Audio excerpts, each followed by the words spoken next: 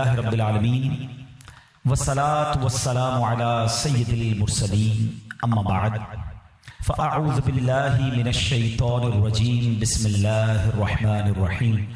پڑھیے الصلاة والسلام علیک یا رسول اللہ وعلی آلک واصحابک یا حبیب اللہ. الصلاة والسلام علیک یا نبی اللہ وعلی آلک واصحابک یا نور اللہ. درود پاک پڑھنے کے بے شمار فضائل و برکات ہیں. ایک بڑا ہی امیزنگ، بڑا ہی خوبصورت واقعہ جو احادیث کی کتابوں میں ملتا ہے، اور جب بھی اس واقعے کو سنتے ہیں تو ایمان بھی تازہ ہو جاتا ہے. ماجرا کچھ یوں تھا، نبی پاک علیہ الصلوۃ والسلام کا دور ہے اور ایک شخص جو شکاری تھا ایک ہرنی کا شکار کر کے پیارے آقا علیہ الصلوۃ والسلام کے سامنے سے گزرنے لگا. اللہ کے حبیب علیہ الصلوۃ والسلام کو رب نے بہت سارے کمالات اور بہت سارے معجزات سے نوازا تھا. وہ جب ہرنی کا شکاری ہرنی لے کر آقا علیہ الصلوۃ والسلام کی بارگاہ سے گزرنے لگا تو اللہ کریم نے اس ہرنی کو بولنے کی قوت عطا فرمائی، اور اس نے نبی پاک سے عرض کی، یا رسول اللہ صلی اللہ تعالی علیہ وسلم، میرے چھوٹے چھوٹے بچے، دودھ پیتے بچے ہیں اور وہ بھوکے ہیں، شکاری نے مجھے شکار کر لیا ہے. آپ اس سے کہیے کہ کچھ دیر کے لیے مجھے اجازت دے کہ میں اپنے بچوں کو دودھ پلاؤں اور اس کے بعد میں واپس آ جاؤں گی. اب یہ بڑی امیزنگ بات ہے کہ جانور بات کر رہا ہے اور آقا علیہ الصلوۃ والسلام اس کی بولی بھی سمجھ رہے ہیں. لیکن اس سے بڑی کمال کی بات یہ ہے کہ نبی پاک اسے جواب بھی عطا فرماتے ہیں اور فرماتے ہیں کہ اگر تم واپس نہ آئی تو کیا گارنٹی ہے؟ کیونکہ نارملی دنیا میں یہ ہوتا ہے کہ کوئی چیز شکار کر لی جائے، اسے چھوڑ دے تو وہ بھاگ جاتا ہے، جانور یا پرندہ واپس تو نہیں آتا. مگر نبی پاک علیہ الصلوۃ والسلام کی بارگاہ میں وہ ہرنی عرض کرتی کہ حضور اگر میں واپس نہ آؤں تو مجھ پر اللہ پاک کی ایسی لعنت ہو جیسی اس شخص پر لعنت ہوتی ہے جس کے سامنے آپ کا ذکر کیا جائے اور وہ درود نہ پڑھے. حضور میں واپس نہ آؤں تو مجھ پر ایسی لعنت ہو کہ جو شخص نماز پڑھتا ہے اور پھر دعا نہ مانگے. نبی پاک علیہ الصلوۃ والسلام نے اس شکاری سے کہا کہ اس ہرنی کو چھوڑ دو، یہ تھوڑی دیر بعد واپس آ جائے گی. پہلے ہی وہ شکاری حیران تھا کہ جانور میرا گفتگو ان سے کر رہا ہے. اچھا، اس نے نبی پاک کو بھی پہچانا نہیں تھا تو کہتا ہے اگر یہ واپس نہ آئی تو اس کی گارنٹی کیا؟ نبی پاک علیہ الصلوۃ والسلام نے فرمایا میں ضمانت لیتا ہوں یہ ہرنی واپس آئے گی. اللہ اکبر. یہ ہرنی کو شکاری چھوڑ دیتا ہے، دوڑتی ہوئی پہاڑ کے پیچھے چلی جاتی ہے، اور تاریخ نے یہ منظر پہلی بار دیکھا ہوگا کہ وہی ہرنی تھوڑی دیر بعد اپنے بچوں کو دودھ پلا کر واپس آتی ہے، گویا آ کر پھر سرنڈر کر دیتی ہے. یہ اتنا ہی خوبصورت واقعہ، یہ انسیڈنٹ جاری ہے، مگر بات اور خوبصورت کیا ہو جاتی ہے کہ جبریل امین اب حاضر ہوتے ہیں اور نبی پاک علیہ الصلوۃ والسلام کی بارگاہ میں عرض کرتے ہیں کہ حضور اللہ کریم آپ کو سلام ارشاد فرماتا ہے اور ارشاد فرماتا ہے کہ میں آپ کی امت پر اس سے زیادہ مہربان ہوں جتنی ہرنی اپنی اولاد پر شفقت کرتی ہے. آپ کی امت کو آپ کی طرف اس طرح لوٹاؤں گا کہ جیسے یہ ہرنی آپ کی طرف لوٹ کر آئی ہے. میرے پیارے اسلامی بھائیوں، یقین کریں میں آج کچھ اور بیان نہ کروں، صرف اس ایک واقعے کے جزیات پر بیان کرتا جاؤں، خوبصورتی پر بات کرتا جاؤں، میسجز پر بات کرتا جاؤں تو میرا بیان تو کمپلیٹ ہو جائے گا. چلے ہم تھوڑا سا دوبارہ اس واقعے کے کچھ پوائنٹس چننے کی کوشش کرتے ہیں. فرسٹ آف آل کمال مصطفیٰ صلی اللہ تعالی علیہ وسلم کے جانور نبی پاک سے گفتگو کر رہے ہیں اور آقا جانوروں کی بولیاں بھی سمجھ رہے ہیں اور انہیں رپلائی بھی دے رہے ہیں. یہ اللہ نے کیسا کمال سرور کائنات علیہ الصلوۃ والسلام کو عطا فرمایا. دوسری بات، ایز اے گارنٹی اس ہرنی نے جو بات کی وہ بڑی یوں سمجھیے ہمارے لیے سبق آموز ہے کہ حضور اگر میں واپس نہ آؤں تو مجھ پر ایسی لعنت ہو جیسی اس پر لعنت ہوتی ہے جس کے سامنے آپ کا ذکر کیا جائے اور آپ پر درود نہ پڑھے. یہ بڑی اہم بات ہے. نارملی ہم لوگ درود پاک پڑھنے کو بڑی فضیلت کی بات سمجھتے ہیں اور سمجھنا چاہیے، لیکن اس کو گرانٹڈ لے لیتے ہیں کہ پڑھ لیا تو ٹھیک ہے، نہیں پڑھا تو کوئی بات نہیں. ایسا نہیں ہے. بینگ اے مسلم، یہ ہم پر نبی پاک علیہ الصلوۃ والسلام کا حق ہے کہ امتی آقائے دو جہاں صلی اللہ تعالی علیہ وسلم پر درود پڑھے، اور اسپیشلی جب نبی پاک صلی اللہ تعالی علیہ وآلہ وسلم کا نام لیا جائے. آپ کے اور ہمارے سامنے جب آقا علیہ الصلوۃ والسلام کا نام لیا جائے تو تب درود ضرور پڑھنا چاہیے. تو اپنی عادت بنائیں کہ نبی پاک پر درود کثرت سے پڑھتے رہا کریں. اور دوسری بات جو اس نے کہی کہ حضور اگر میں واپس نہ آؤں تو ایسی لعنت جیسی اس پر ہوتی ہے کہ جو نماز پڑھے اور دعا نہ مانگے. یاد رہے کہ نماز کے بعد جو وقت ہے نا اسپیشلی وہ خاص قبولیت دعا کا وقت ہے. لیکن کچھ لوگوں کی عجیب عادت ہے, نماز پڑھیں گے دعا نہیں کریں گے بھاگ جائیں گے. حالانکہ رب کی رحمت دیکھیں دعا ایکچولی کیا ہے, اللہ سے مانگنا ہے نا. دنیا میں کس کو اچھا لگتا ہے کوئی مجھ سے مانگے اور بار بار مانگے؟ ہمیں تو مانگنے والا اچھا نہیں لگتا. کوئی ایک بار مانگ لے, کوئی دوست ہو قریبی ہو بندہ اس کی ہیلپ کر دیتا ہے, دوبارہ مانگے تو کہتا ہے پہلے تو دیا تھا اس کا کیا کیا, اور تیسری بار مانگے تو ہم کہتے ہیں اس کی تو عادت ہو گئی ہے مانگنے کی, چوتھی بار تو موبائل ہی نمبر ہی بلاک ہو جاتا ہے. یہ ہے دنیا والے. مگر رب کی شان دیکھو, جو نہیں مانگتا رب اس سے ناراض ہوتا ہے, اور جو جتنا مانگتا ہے اللہ اسے اتنا پسند کرتا ہے. کیسی شان کریمی ہے میرے مالک کی. قرآن میں اس نے فرمایا نا ادعونی استجب لکم, تم مجھ سے مانگو میں تمہیں عطا کروں گا. مگر ہم لوگ مانگنے میں ہی سستی کرتے ہیں, دعا مانگنے میں بھی کنجوسی کر رہے ہیں. حالانکہ الدعاء مخ العبادہ, حدیث پاک کے الفاظ ہیں دعا عبادت کا مغز ہے. تو پھر تو ہمیں کثرت سے دعا مانگنی چاہیے نا. تو پتہ چلا کہ دعا نہ مانگنے والے سے رب ناراض ہوتا ہے. اچھا پھر ایک اور کمال کی بات یہ ہے کہ اس ہرنی نے پیارے آقا علیہ الصلوۃ والسلام سے یہ نہیں عرض کی کہ حضور مجھے چھڑوا دیں, شکاری نے مجھے پکڑ لیا ہے. ماں چاہے جانور کی ماں ہو اس کو خیال اپنے بچوں کا ہی ہوتا ہے کہ حضور میرے بچے بھوکے ہیں, مجھے اجازت دلوائیں, میں اسے دودھ پلانا چاہتی ہوں. اور اب اگلی بات جو رب عز و جل نے ارشاد فرمایا کہ اے محبوب تمہارا رب تمہیں سلام ارشاد فرماتا ہے, اور یہ ارشاد فرماتا ہے کہ جیسے یہ ہرنی لوٹ کر آئی ہے رب فرماتا ہے تمہاری امت بھی تم پر لوٹا دوں گا. اس ہرنی کو اپنے بچوں سے جتنا پیار ہے رب تمہاری امت پر اس سے زیادہ بھی مہربان ہے. سبحان اللہ. یہ اتنی مہربانیاں ہم پر کیوں ہیں؟ کیونکہ امتی کس کے ہیں؟ وہ ہمارے نبی, ان کے ہم امتی. امتی تیری قسمت پہ لاکھوں سلام, میری خوش قسمتی میں تیرا امتی. یقین کریں یہ ہم پر کرم والا کرم ہوا ہے.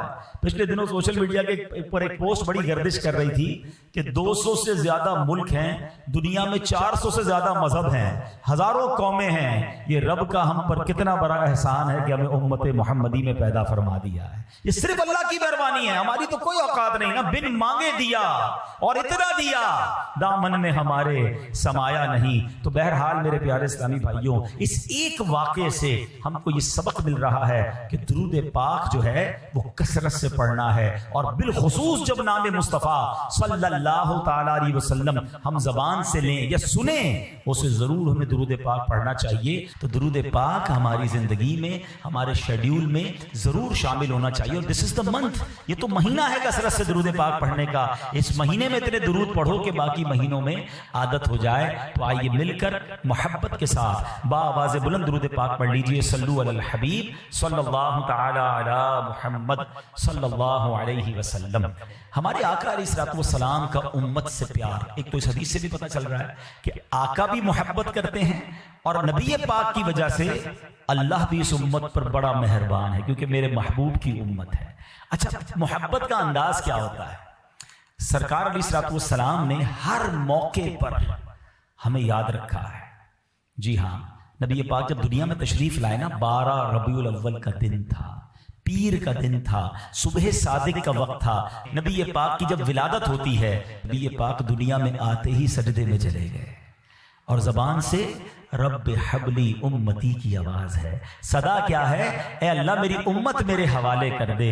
اور پہلا سجدہ کس لیے ہے؟ امت کی یاد میں ہے. سیدی اعلیٰ حضرت فرماتے ہیں نا, پہلے سجدے پہ روز ازل سے درود, یادگاری یہ امت پہ لاکھوں سلام.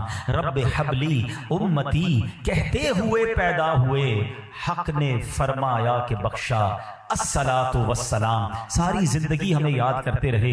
راتوں کو اٹھ کر امت کے لیے دعائیں ہوتی, لمبے سجدے ہوتے, آنسو بہائے جاتے. معراج کی رات جب اللہ کی بارگاہ میں نبی پاک گئے, میں اور آپ کبھی مثال کے طور پہ ہمارا کوئی دوست ہو, ہمارا کوئی فیملی میں دوست ہو, جاننے والا ہو, رشتہ دار ہو, ہمیں کہا یار میرا یہ کام ہے, کبھی وزیر اعظم سے یا وزیر اعلیٰ سے بات ہو تو میرا یہ کام کروا دینا, اور ہماری اچانک کبھی ان سے ملاقات ہو جائے, ہمیں اپوائنٹمنٹ مل جائے, تو ادھر جا کر ہم کہتے ہیں پہلے میں اپنا کام تو کرا لوں, اس کی فائل تو بعد میں ذکر کریں گے. مگر دیکھو سرور کائنات علیہ الصلوۃ والسلام सलाम गए रब की बारगाह में, अल्लाह करीम की बारगाह में गए, वहां भी उम्मत को नहीं भूले, हमें वहां भी याद रखा। मुझे अभी पिछले दिनों एक साहब ने मैसेज किया कि मैं पौधे लगाना चाहता हूं, क्या मैं नबी पाक के नाम पर भी पौधे, उनके इसाले सवाब के लिए भी पौधे लगा सकता हूं? या नॉर्मली कुर्बानी के दिनों में लोगों को सवाल जहन में आता है कि बड़े मरूमीन के इसाले सवाब के लिए हम कुर्बानी करते हैं, क्या नबी पाक अलैहिस्सलाम के इसाले सवाब के लिए भी कुर्बानी करनी चाहिए? तो मैंने उनको यही पिछले दिनों जवाब दिया कि देखो, जब मिना का दिन था, आका ने जिंदगी में एक ही हज किया है, जब अपनी कुर्बानी की तो उम्मत के नाम की भी कुर्बानी की। नबी पाक ने उस वक्त भी जानवर कुर्बान किया कि ये मेरी उम्मत की तरफ से है। अल्लाह अकबर, जो न भूला हम गरीबों को रजा। आका नहीं भूले हमें, जो न भूला, each and every step he remembered us, always he remembered अस, हर मौके पर हमें याद रखा।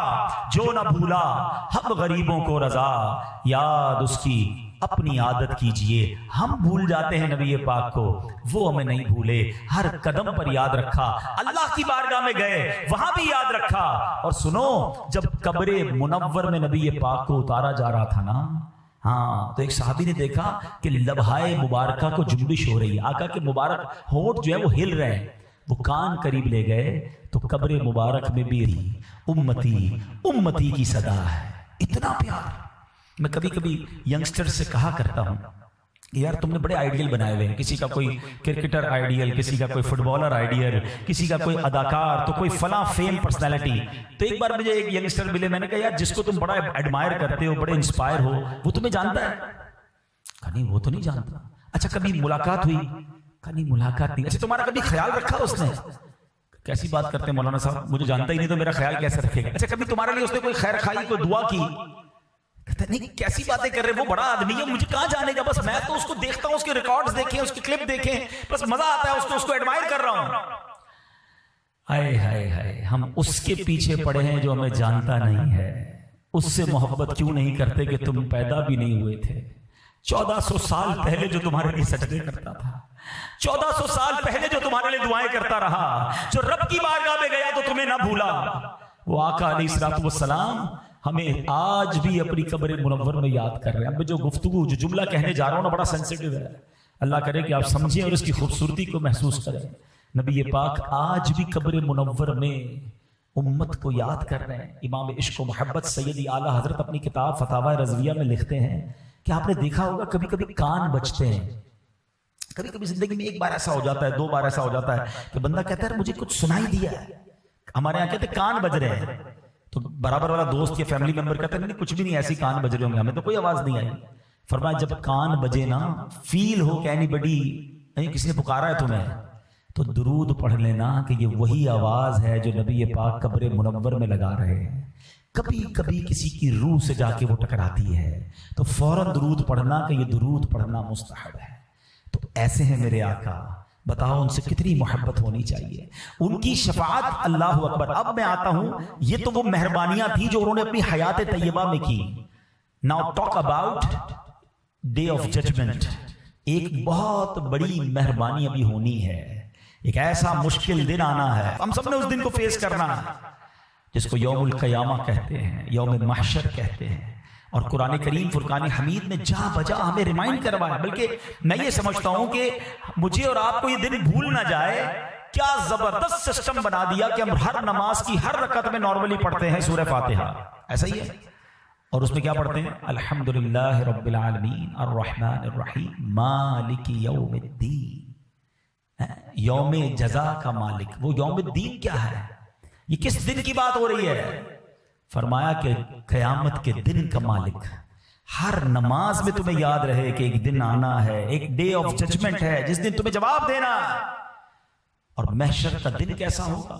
इतनी सूरतें अगर कुरान पढ़े तो पता चले ना कि कुरान पाक में तो बाकायदा क़यामत के दिन का नक्शा, सिनेरियो बताया गया। यानी अगर बंदा गौर से कुरान पढ़े, उसका तर्जमा तफसीर ज़हन में रखे, तो उसके सामने ऐसा लगेगा क़यामत तारी हो रही है। कुरान सूरह कारिया में क्या कहता है? बिस्मिल्लाहिर्रहमानिर्रहीम अल क़ारिअतु मल क़ारिआ वमा अदराक मल क़ारिआ। क़ारिआ क्या है? मुफस्सिरीन कहते हैं ये क़यामत का ये एक नाम है, दिल दहलाने वाली। क्या वो दिल दहलाने वाली? वमा अदराक मल क़ारिआ, तुमने क्या जाना, क्या है वो दिल दहलाने वाली?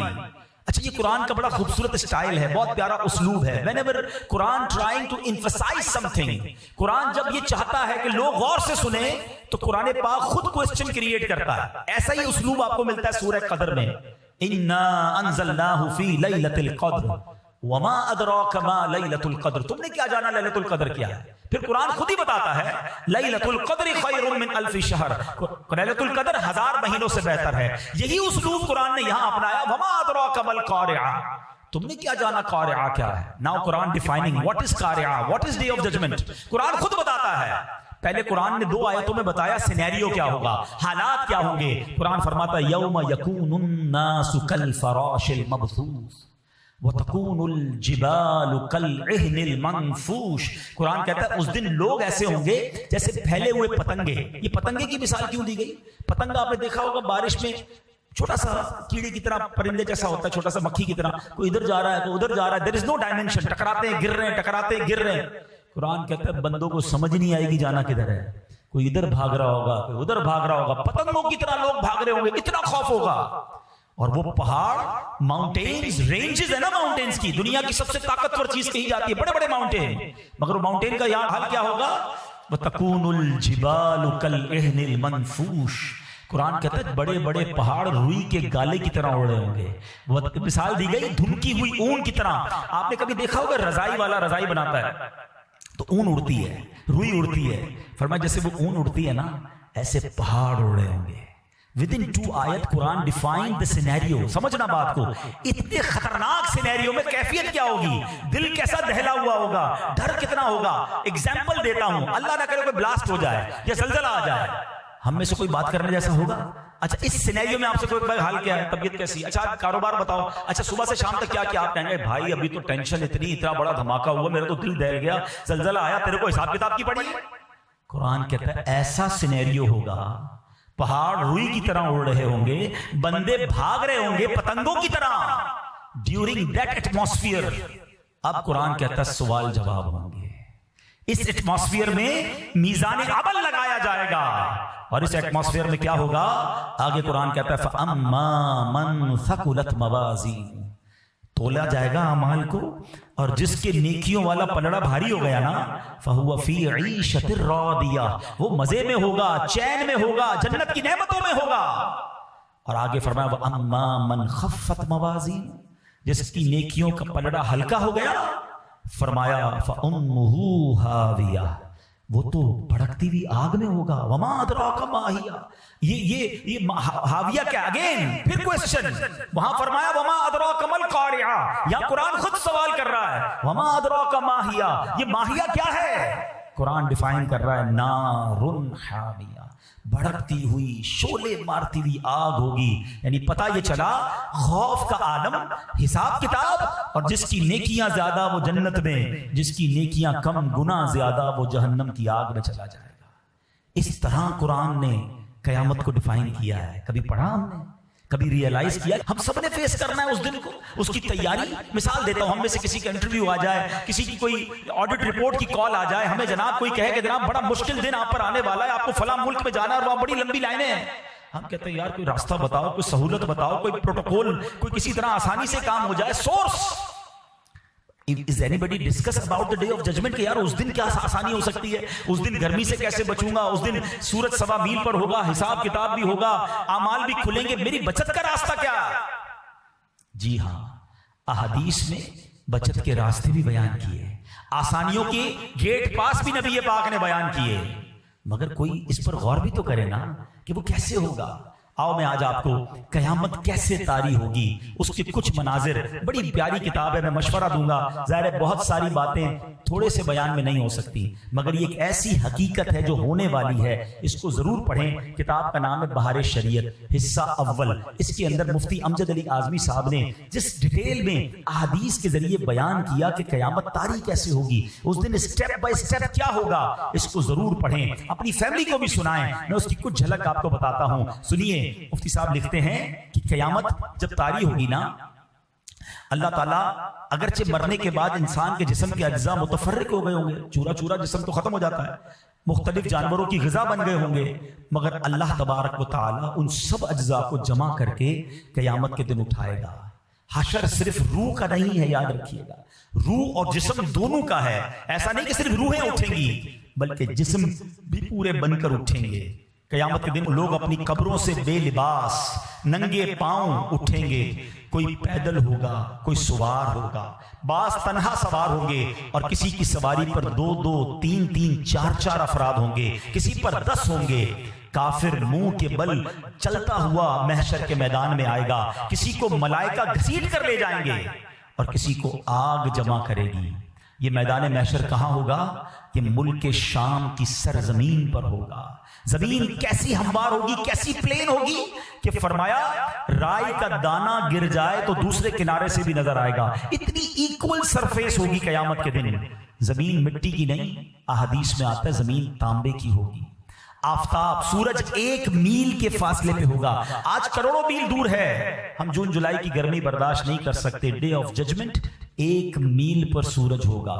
اب فرمایا کہ اب یہاں پر کیا ہوگا کہ اب لوگوں کی تو گرمی کا عالم کیا ہوگا کہ بھیجے. بتایا کتابوں میں لکھا کہ دماغ کھولتا ہوگا گرمی سے، پیاس کے مارے زبانیں باہر آ جائیں گی. اتنا پسینہ بہے گا کہ کسی کے ٹخنوں تک، کسی کے گھٹنوں تک، کسی کی پیٹھ تک. اور گناہگار تو اپنے پسینے میں ڈبکیاں کھا رہے ہوں گے. اور اسی تکلیف میں میرے پیارے اسلامی بھائیوں کئی دن گزر جائیں گے. پھر اس کے بعد لوگ کہیں گے کچھ بھی ہو ہمارا حساب تو شروع ہو. اور اب یہ آپس میں مشورہ کریں گے. کئی سال اس طرح گزر جائیں گے. اب مشورہ کریں گے کہاں جائیں، کس سے بات کریں. اب یہ اہل محشر آپس میں مشورہ کریں گے کہ حضرت آدم تو سب کے باپ ہے نا، ابو البشر ہیں، چلو آدم کے پاس چلتے ہیں. اہل محشر مل کر حضرت آدم علیہ السلام کے پاس جائیں گے. پہلے حضرت آدم کے فضائل بیان کریں گے کہ آپ ابو البشر ہیں، دنیا میں سب سے پہلے آپ تشریف لائے، مرتبہ نبوت سے اللہ نے سب سے پہلے دنیا میں آپ کو سرفراز فرمایا. حضور آج کرم کیجئے، اس مصیبت سے نجات دلائیے، اللہ کی بارگاہ میں سفارش کیجئے. حضرت آدم علیہ السلام کہیں گے کہ آج میں تمہاری کوئی مدد نہیں کر سکتا، مجھے تو خود اپنی جان کی فکر ہے. رب عز و جل نے ایسا غضب فرمایا ہے کہ پہلے کبھی ایسا غضب نہیں فرمایا. تم کسی اور کے پاس جاؤ. وہ کہیں گے حضور ہم کس کے پاس جائیں آپ تو بتائیں. وہ کہیں گے نوح کے پاس جاؤ. یہ اہل محشر مل کر حضرت نوح علیہ السلام کے پاس جائیں گے، ان کے فضائل بیان کریں گے. حضور آپ نوح علیہ السلام ہیں، طوفان نوح میں رب نے آپ کو کشتی عطا فرمائی، کئی معجزات سے نوازا. حضور اللہ کی بارگاہ میں سفارش کیجیے. حضرت نوح کہیں گے آج میں تمہاری کوئی مدد نہیں کر سکتا، کسی اور کے پاس جاؤ. وہ کہیں گے حضور آپ ہی بتا دیں کہاں جائیں. کہیں گے حضرت ابراہیم خلیل اللہ علی نبینا علیہ السلام کے پاس جاؤ. یہ سارا محشر حضرت ابراہیم کے پاس جائے گا. وہ بھی کہیں گے میں آج تمہاری مدد نہیں کر سکتا، کسی اور کے پاس جاؤ. لوگ عرض کریں گے حضور کن کے پاس جائیں. حضرت ابراہیم کیا کہیں گے؟ وہ کہیں گے کہ تم حضرت موسیٰ کے پاس جاؤ. حضرت موسیٰ کہیں گے حضرت عیسیٰ کے پاس جاؤ. آخر میں حضرت عیسیٰ علیہ السلام کہیں گے اگر جانا ہے تو جناب رسول اللہ کے پاس جاؤ. آخری نبی علیہ السلام کے پاس جاؤ، وہی آج تمہاری مدد کریں گے. انہی کے ہاتھ پہ شفاعت رکھی ہوئی ہے. اللہ اکبر. جب یہ سارا محشر گھومتے نبی پاک کی بارگاہ میں پہنچے گا، حضور کے دربار میں آئے گا، تو نبی پاک علیہ السلام مطمئن ہوں گے. وہ لوگ کہیں گے حضور ہماری مدد فرمائیے، ہم بڑے پریشان ہیں. میرے آقا نہیں کہیں گے اذهبوا الی غیری. سارے انبیاء کیا کہیں گے؟ اذهبوا الی غیری، کسی اور کے پاس جاؤ. نبی پاک فرمائیں گے انا لہا انا صاحبکم، میں ہوں تمہارے لیے، آج میں ہی تمہاری شفاعت کروں گا. اور پھر جب یہ سارے لوگ وہاں پہنچیں گے تو آقا علیہ السلام رب کی بارگاہ میں سجدہ فرمائیں گے. میں اس پورے واقعے کو یہاں روکتا ہوں. There is one very relevant question کہ یہ سارے لوگ جو ہیں سب نبیوں کے پاس کیوں جائیں گے؟ اچھا ہو سکتا ہے ہم میں سے کسی کے ذہن میں سوال آئے کہ یہ تو حدیث میں ہے نا کہ ایسا ہوگا، اور ہمیں پتہ چل گیا کہ آخر میں شفاعت تو نبی پاک نے کرنی ہے، تو ہم سارے بھی قیامت کے دن ڈائریکٹ نبی پاک کے پاس چلے جائیں گے. ہمیں تو حدیث کے ذریعے پتہ چل گیا، اب ہمیں کیا ضرورت ہے کسی اور نبی کے پاس جانے کی. لیکن علماء کہتے ہیں ہوگا ایسا نہیں، ہمیں معلوم ضرور ہے، مگر محشر کے دن سب بھول جائیں گے، سب حضرت آدم کے پاس جائیں گے. اسی طرح یہ سارا معاملہ ہوگا. اور اس کی وجہ ہے، اس کی وجہ کیا ہے؟ امام عشق و محبت اعلیٰ حضرت کہتے ہیں نا خلیل و نجی مسیح و صفی سبھی سے کہیں بھی بنی. سب کے پاس گئے نا، بات بنی کہ نہیں بنی؟ خلیل و نجی مسیح و صفی सभी से कही कहीं भी बनी ये बेखबरी कि खल्क फिरी कहां से कहां तुम्हारे लिए। अल्लाह अकबर। ये महशर में तमाम लोगों का ये मूवमेंट करना, क्योंकि ईमान वाले भी होंगे बेईमान भी होंगे, उन सबको ये बताना मकसूद है कि आज के दिन मेरे महबूब की बात सुनी जाएगी। शफाअत का रुतबा इन्हें अता किया गया है, मकाम महमूद के मर्तबे पर इन्हें फाइज किया गया है। अब जब ये सारे लोग नबी पाक की बारगाह में पहुंचेंगे, अल्लाह अकबर, हमारे आका उस दिन भी उम्मत को मायूस नहीं करेंगे, सजदा फरमाएंगे, अल्लाह की बारगाह में उम्मत के लिए इल्तिजा पेश करेंगे। सुनो रब की तरफ से क्या इरशाद होगा। हदीस की किताबों में अल्फाज मौजूद, या मुहम्मद इरफा रासक वकुल तुस्मा वसल तुअता वशफा तुशफा। ऐ महबूब, अपना सर उठाइए, आप कहिए, आपकी बात सुनी जाएगी, मांगिए, जो मांगेंगे दिया जाएगा, आप शफाअत कीजिए, आपकी शफाअत मकबूल है। और अब नबी पाक अलैहिस्सलाम शफाअत फरमाएंगे। अब सुनते जाइए शफाअत कैसे होगी। अल्लाह के हबीब अलैहिस्सलाम शफाअत वाले दिन क्या करेंगे। अल्लाह अकबर। नबी पाक के पास पहले तो एक झंडा होगा। जिन्होंने हज किया है ना, वो जरा मेरी बात जल्दी समझेंगे। 30-35 लाख 25 लाख जब हज पे लोग होते थे तो पंजाबी में वो कहते हैं ना, लग पता जाता है, रश कहते किसको है। 25-30 लाख में इतना रश। और आपने देखा होगा कि खैमों को आइडेंटिफाई करने के लिए बड़े बड़े बैनर लगाए जाते हैं, बलून बड़े बड़े होते हैं कि यार ये येलो कलर का बलून है ना, यहाँ जुनूब एशिया वाले इधर ही अपना खैमा होगा, क्योंकि जब क्राउड ज्यादा हो तो झंडा या बलून ऊंचा लगाना पड़ता है। 25-30 लाख लोगों में ये हाल है, जब अरबों लोग होंगे। आप कभी आपने इमेजिन किया कयामत के दिन कितने लोग होंगे।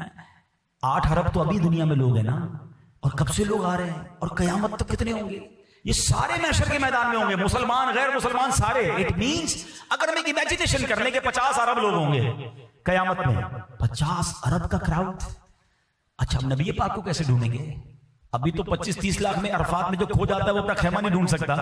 अब अरबों खरबों लोगों में मैं अपने आका को कैसे ढूंढूंगा।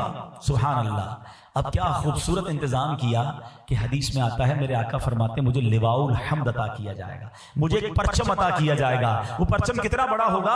फरमाया उस परचम की लंबाई कई हजार साल तक, अगर घुड़सवार घोड़ा दौड़ाता रहे तो इतना लंबा वो परचम होगा। अच्छा, वो परचम नबी पाक फरमाते हैं, ए अली, तुम ही वो वाहिद पहले शख्स हो जिसको मैं परचम हाथ में अता करूंगा। मौला अली की शान देखो कि आका अपना वो परचम मौला अली के हाथ में अता करेंगे। ए परचम लगाने वालों तुम्हें मुबारक हो, ए मीलाद का झंडा लगाने वालों तुम्हें मुबारक हो। कयामत के दिन भी आका की पहचान वो परचम ही होगा। दूर से नजर आएगा कि देखो वो परचम है और मेरे आका वहां है, चलो वहां चलते हैं। सुभान अल्लाह। अब आगे चलिए, नबी पाक अलैहिस्सलाम फरमाते हैं कि मुझे एक इजाजत दी गई, एक ऑफर की गई। हदीस का खुलासा है कि या तो शफाअत ले लो या तुम्हारी आधी उम्मत को बख्श दिया जाए। आका फरमाते मैंने शफाअत ले ली क्योंकि वो ज्यादा मुसलमानों के लिए फायदा मंद है। सुभान अल्लाह। यानी नबी पाक ने उम्मत के बारे में किस कदर ख्याल फरमाया। आका क्या फरमाते हैं, मेरी शफाअत मेरी उम्मत में उनके लिए है जो कबीरा गुनाह वाले हैं। एक और जगह नबी पाक फरमाते, रूए जमीन पर जितने ठेले और पेड़ हैं, कयामत के दिन में उन सबसे ज्यादा आदमियों की शफाअत फरमाऊंगा। ऐसी शफाअत आका की। सुभान अल्लाह। प्यारे आका अलैहिस्सलाम की उम्मत से प्यार देखो।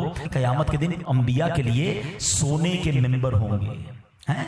सोने के मिंबर होंगे। सारे अंबिया अपने मिंबर पर बैठेंगे, मैं अपने मिंबर पर नहीं बैठूंगा। और इसलिए मैं नहीं बैठूंगा कि अल्लाह के हुजूर खड़ा रहूंगा, इस डर से कि कहीं मुझे जन्नत में ना भेज दिया जाए और मेरी उम्मत पीछे रह जाए। हाय हाय, जरा समझ रहे हो इस बात को। मैं और आप चाहेंगे कि हम जन्नत में जल्दी चले जाएं। आका फरमा रहे मुझे ये डर होगा कि कहीं मुझे मेरा रब जन्नत में ना भेज दे और मेरी उम्मत पीछे ना रह जाए। आका फरमाते अर्ज करूंगा, ऐ मेरे रब मेरी उम्मत। अल्लाह फरमाएगा, ऐ मोहम्मद तेरी क्या मर्जी है, मैं तेरी उम्मत के साथ क्या करूं। अर्ज करूंगा, ऐ मेरे रब इनका हिसाब जल्द फरमा दे। बस मैं शफाअत करता रहूंगा यहां तक कि मुझे उनकी रिहाई की चिट्ठियां मिलेंगी जिन्हें दोज़ख में भेज चुके थे। अल्लाह अकबर। यानी नबी पाक अपने उम्मतियों को पहले तो शफाअत फरमाएंगे, फिर जो जहन्नम में चले गए होंगे उन्हें भी निकाल कर जन्नत में दाखिल फरमाएंगे। अल्लाह अकबर। ऐसे मेहरबान आका हैं। जरा गौर कीजिए, मौलाना हसन रजा खान साहब कयामत के इस मंजर को, नबी पाक की इस मेहरबानी को अपने कलाम में किस प्यारे अंदाज में बताते हैं। कहते हैं, अजीज बच्चे को माँ जिस तरह तलाश करे। बच्चा गुम हो जाए तो माँ का क्या हाल होता है, बेकरार बेचैन। कहते नबी पाक का हाल यही होगा कयामत के दिन भी। अजीज बच्चे को माँ जिस तरह तलाश करे, खुदा गवाह यही हाल आपका होगा। हजार जान फिदा नर्म नर्म पांव से पुकार सुन के असीरों की दौड़ता होगा। आका कभी इधर जाएंगे कभी उधर जाएंगे। एक बार नबी पाक अलैहिस्सलाम से एक सहाबी ने पूछा, हुजूर कयामत के दिन तो आपके करीब अंबिया होंगे, सिद्दीकीन होंगे, बड़े बड़े लोग होंगे, हम कहां ना आपको ढूंढेंगे, और अगर आप वहां ना मिले हम परेशान हो जाएंगे। सुनो, आका ने ये नहीं कहा कि कयामत के दिन एक बहुत बड़ा महल होगा, प्रोटोकॉल सबसे ज्यादा जहां होगा मैं तुम्हें वहां मिलूंगा। सुनो, आका ने अपना पता और एड्रेस क्या बताया।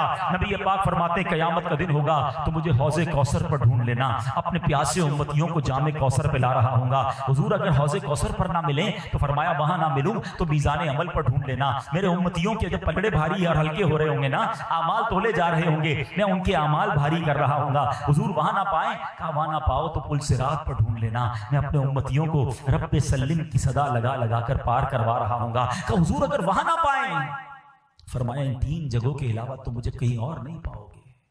आए हाय, जरा गौर करो, आका का काम कयामत के दिन भी हमें याद करना होगा, हमें ही बचाना होगा, हमारी ही शफाअत करना होगा। सुनो, हर नबी को एक स्पेशल दुआ दी गई है। आका फरमाते हैं वो वैसे तो नबी की हर दुआ कबूल है, मगर एक दुआ खास दी गई। अल्लाह के हबीब फरमाते हैं सारे नबियों ने वो दुआ कर ली है, मैंने वो दुआ कयामत के दिन के लिए बचा के रखी है, और वो दुआ मैं अपनी उम्मत के लिए करूंगा। अल्लाह की बारगाह में अपनी उम्मत के लिए फरियाद करूंगा। ऐ मेरे प्यारे इस्लामी भाई, किस किस मेहरबानी की बात की जाए। सुनो, प्यारे आका अलैहिस्सलाम फरमाते हैं कि कयामत के दिन हजरत इब्राहिम भी मेरी रहमत के मोहताज होंगे। उस दिन हजरत इब्राहिम को भी मेरी मदद की जरूरत होगी। अल्लाह अकबर, ये शान है सरवर कायनात अलैहिस्सलाम की। बल्कि उम्मत पर ऐसी मेहरबानी होगी कि नबी पाक अलैहिस्सलाम एक बार सहाबा को वाकया सुनाते हैं कि कयामत का दिन होगा। हदीस का खुलासा है कि मेरे एक उम्मती के गुनाह खोले जाएंगे।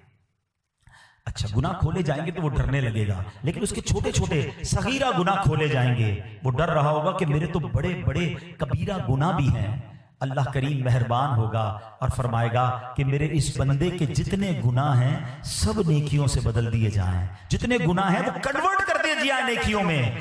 बड़ा खुश होगा और फिर कहेगा या अल्लाह मैंने तो वो गुनाह भी किया था, मेरा वो बड़ा गुनाह भी बाकी है, या अल्लाह उसे भी खोला जाए ताकि उसका भी मुझे अजर दे दिया जाए। और ये बयान करते करते नबी पाक इतना मुस्कुराए कि आपके मुबारक दांत जाहिर हो गए। तो ऐ मेरे प्यारे इस्लामी भाइयों, बात वही है कि आका हम पर बड़े मेहरबान हैं। अपनी हयात तैयबा में भी हमें याद रखा, आज कब्र में भी याद रखा, और कल महशर में भी उन्होंने ही हमारी शफाअत करनी है। फिर बताओ हमें सबसे ज्यादा प्यार, सबसे ज्यादा ख्याल, सबसे ज्यादा रिजा किसकी हासिल करनी चाहिए? हम अपनी जिंदगी में एक्चुअल टारगेट से हट जाते हैं। हम अपनी लाइफ में अपने दोस्तों, अपनी फैमिली और अपनी दीगर चीजों में इतने इन्वॉल्व हो जाते हैं कि हम ये भूल जाते हैं कि कहीं नबी पाक तो नाराज नहीं हो रहे, मेरे लाइफ स्टाइल से कहीं मेरे आका तो नाराज नहीं हो रहे। इमाम इश्क व मोहब्बत आला हजरत ने हमें जिंदगी गुजारने का एक सलीका बताया है, और मुसलमान का जिंदगी का तरीका यही होना चाहिए कि वो कहते हैं उन्हें जाना, उन्हें माना, ना रखा गैर से काम। पहले हमें आका की रिजा टारगेट रखनी है। ऐसा ना हो कि मेरे फैमिली फंक्शंस, मेरे दोस्तों की गैदरिंग, मेरी आउटिंग्स, मेरा बिजनेस, मेरी एटीट्यूड ऐसे तो नहीं कि मैं वो जो कर रहा हूं और नबी पाक नाराज हो जाते हैं, अल्लाह और उसके रसूल नाराज हो गए तो मुझे कयामत के दिन और किधर जाना है।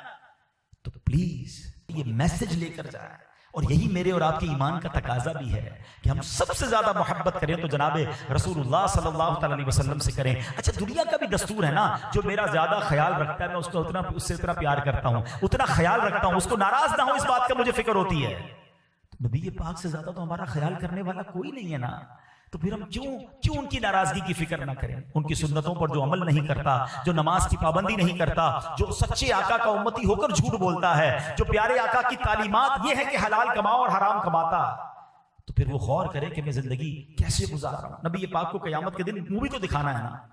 तो बहरहाल प्यारे आका से मोहब्बत का तकाजा ये है, कयामत के दिन उन्हीं की तो शफाअत लेनी है, तो उनकी रिजा वाली जिंदगी गुजारी जाए, सुन्नतों के मुताबिक जिंदगी गुजारी जाए, नमाजों की पाबंदी की जाए, तो इंशाअल्लाह नबी पाक जरूर मेहरबान आका कयामत के दिन हमारी शफाअत भी करेंगे और हमें अपने साथ जन्नत में ले जाएंगे। सुन्नत की बड़ी अहमियत है, याद रखिएगा। आका फरमाते हैं फमन रगिब अन सुन्नती फलैस मिन्नी, जिसने मेरी सुन्नत से मुंह मोड़ा वो हम में से नहीं। اگر سنت کے بغیر زندگی گزرتی رہی اور آقا نے قیامت کے دن فرما دیا کہ میں نے تو کہا تھا جس نے سنت سے منہ موڑا وہ ہم سے نہیں، پھر ہم کہاں جائیں گے؟ تو ہمیں سنت کا دامن تھامنا ہے، زندگی سنت کے مطابق گزارے، اور سنت کے مطابق زندگی ڈیفیکلٹ نہیں کرتی، زندگی آسان ہو جاتی ہے اور برکت والی ہو جاتی ہے۔ تو الحمدللہ ایسی پیاری باتیں دعوت اسلامی کے ماحول میں سکھائی جاتی ہیں۔ ایسے بیانات آپ بار بار سنتے رہیں گے تو محبت رسول میں بھی اضافہ ہوگا، اور انشاءاللہ نیکیوں پر عمل کرنے کا جذبہ بھی بیدار ہوگا۔ اور یہ بیانات آپ مدری چینل پر بھی سن سکتے ہیں، تو مدری چینل زیادہ سے زیادہ دیکھتے رہا کریں، جب جب موقع ملے دعوت اسلامی کے مرکز فیضان مدینہ میں تشریف لائیں۔ اللہ کریم عمل کی توفیق عطا فرمائے، آمین بجاہ النبی الامین صلی اللہ تعالی علیہ وسلم۔ صلو علی الحبیب صلی اللہ تعالی علی محمد صلی اللہ علیہ وسلم۔